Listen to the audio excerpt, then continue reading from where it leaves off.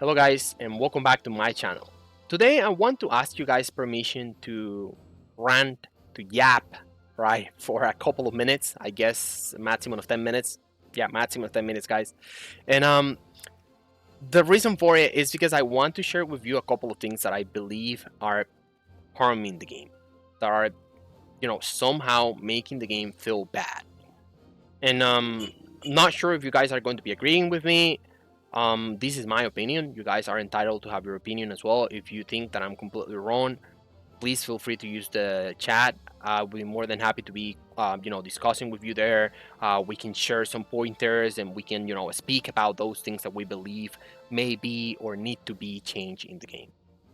Um, guys, Browners 2 is an insane game. I have been enjoying it since launch, since day one. I started playing this game as a meme, just joking with a friend. Just look at this animation, like look at this Coomer game, and here I am. um, all this time playing and even making videos for it. I even decided to start making videos for Browners 2 because no one else was doing anything that was like guides and things like that for the game, and I was like, yeah, okay, why not, right? So I decided to give it a try. So I'm not a YouTuber. I don't consider myself a YouTuber. I pretty much only do content about Brandos 2, and I have been trying to do content about other games, and it is not working. I mean, I guess I'm just, I mean, some people make it, some people don't. So let's leave it like that. Um, so now, the game has been great. The strategy, the turn-based, the designs, the art, the SNRs of the game, like everything. I enjoy everything regarding the game. And when the game started, I was so happy because I was like, oh, I really like this character. I'm going to be pulling for this character because I like it. So yeah, that was the only reason, right? Or I was like, oh yeah, I'm going to be making this account to be full physical damage, and then I'm going to be making this account to be full magical damage. And I was like, yeah, I'm a genius. I'm doing that, and then I would have enough to share with everyone about all of the type of combinations that are in the game. And yeah, I mean that was my motivation at the start. But then now, we have been having a couple of patches and banners that are not really like that. And it all started since Angelica. Even before they announced the Darkness Devourer, they already had thought that Angelica was going to be a huge part of that battle. They wanted to make Angelica that indispensable character that you need for that battle so that you are able to complete it and get all of the rewards. Which makes no sense. I mean, if you don't want to give away free pools, then make it so only you have to clear until level 5, which is fairly easy. Then you get 25 pools, and then from level 5 and on, just provide different things that are going to be more appealing for the people that is willing to put more money into the game. I mean, that's fine, that's easy. I mean, I would not feel bad. As long as I'm getting the free-to-play things that I want, why would I worry about anything else? I mean, if you want to give away or give a costume to the person that has the highest score in that specific battle, go ahead, right? Why not? But don't make it so that you actually need to pull for the characters if you want to be able to even complete the battles from level 7 and up, right? Because guys, if you didn't have Angelica, if you didn't have Rue, and probably Alice as well, you were not able to go as high in that Darkness Devourer battle. And it's now coming to be the same again with the release of Ventana, with the release of Zenith, with the release of Alice. And it is just that they want you to pull for these characters so that you can complete the boss battle. It makes no sense because it feels like they are forcing you to pull for something. Yeah, again, don't get me wrong. You're really not forced to do anything. I mean, if you don't pay attention to the boss, it doesn't matter for you. You continue doing the same thing. But the problem is that these characters are pretty much useless aside from being used inside the boss battle. Ventana, if you are not going to be using it for the boss battle, either the previous one or for this one, she's pretty much only useful for PvE, and we don't have PvE content that often. aside from the boss battles. But in boss battles, you want to use characters that have elemental advantage, right? So what we do then? What would happen with Zenith once this boss battle is done, right? Are we going to be continuing using Zenith only for the boss battle?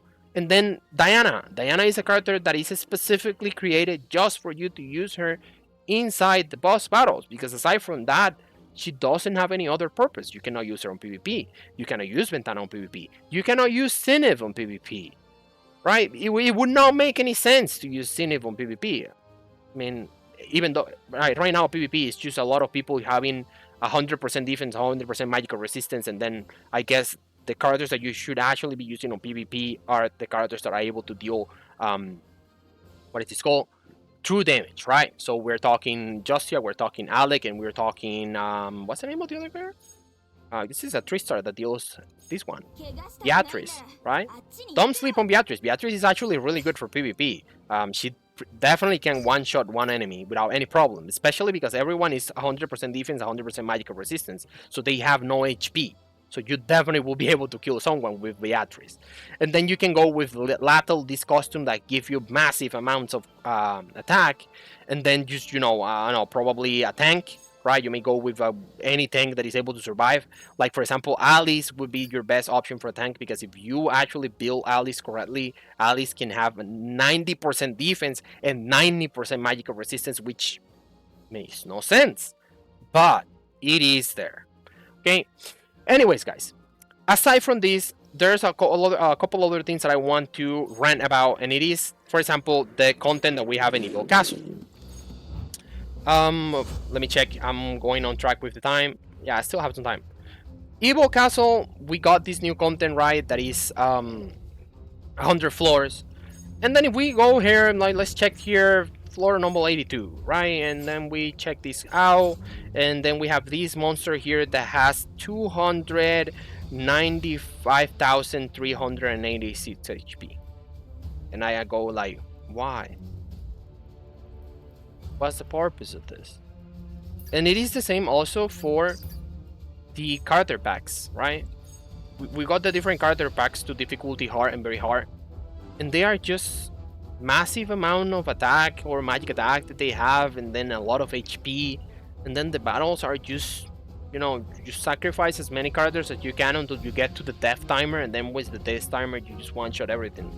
At least that's pretty much the strategy that I had to use to beat most of these battles, right? There is a little bit of thinking behind it, yes, but it's not something special, nothing at all. So why? I mean, character packs used to be a puzzle that you have to complete, that you have to think. There were different ways to do it. There was not a single way to do it.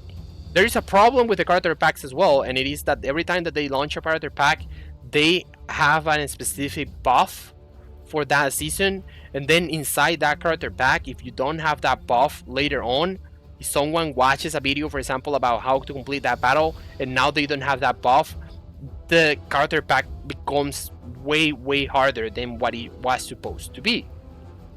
And any guy that you created makes no fucking sense, because they are going to be saying like, why is this guy being able to kill this, and then when I try I cannot, right?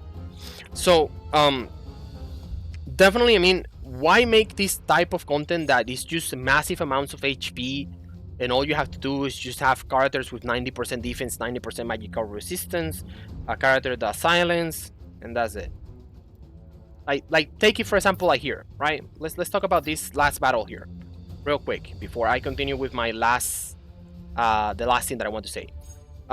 If we check this last battle, you have these enemies, all of them do magical damage, actually, for you to know, right? And this guy actually hits pretty hard. But if you have a decent amount of magical resistance and HP, you would not die to any of these monsters. They don't have enough attack to kill you, because 90% magical resistance would definitely save you all, like, for sure. And then you have these guys here, right? And the problem here is these ones that give you a debuff of minus 75% magical resistance. All you have to do is you just use a character that silences these three here, have a tank position in this part of the map, so that the boss and all these guys attack that character, or you can divide it between two characters, right? One in the middle, one here. buff of them with 90% magical resistance, right? And then you just have DPSers on this side of the map to kill these two as quickly as possible. And yeah, that's it. You're done. You're done. You don't need to worry about anything else.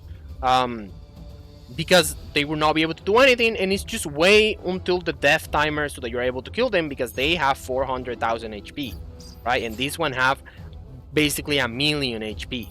So it's just wait. It's just a waiting game with a lot of defense and just healing, and that's it. So why has the game transformed into something like this that is it's not even fun? What's the point, right?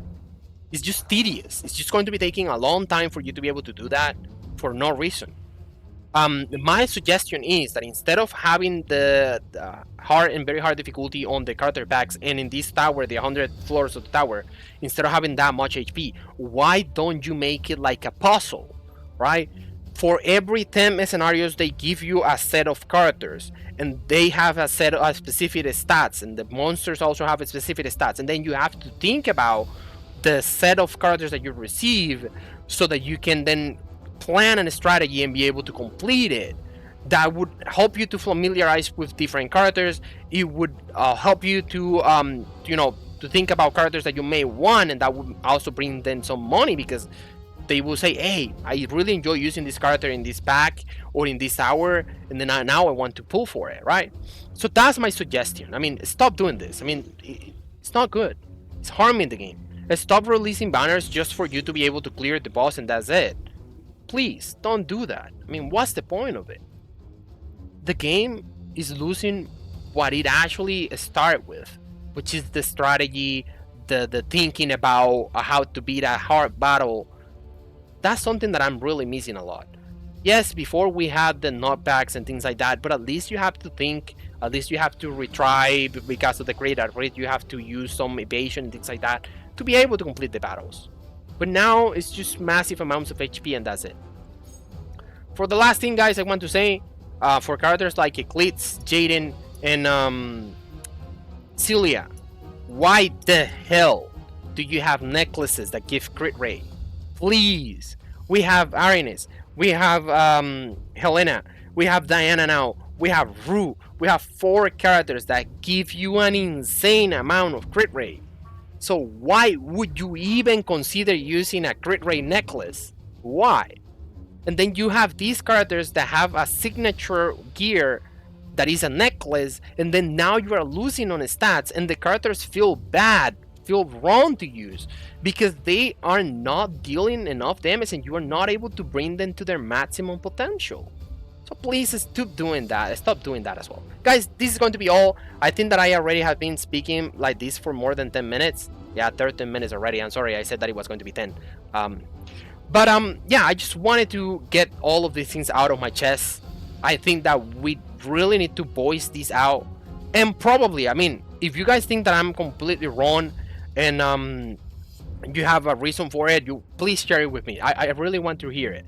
Probably I am the one in the wrong. I am the one that is not looking at the bigger picture. I guess that may be something. That may be something, right? Because I'm not entirely correct in everything that I say, right? I make mistakes. I'm a human being. So guys, let me know. Do you agree with me? Are there any other things that you think that should be changed in the game that they definitely need to pay attention to? Or you think that everything is fine and the game can continue the way it is? Please let me know in the comments. I would really appreciate it. Thank you so much for taking your time to hear me yapping during all this time, and see you in the next one.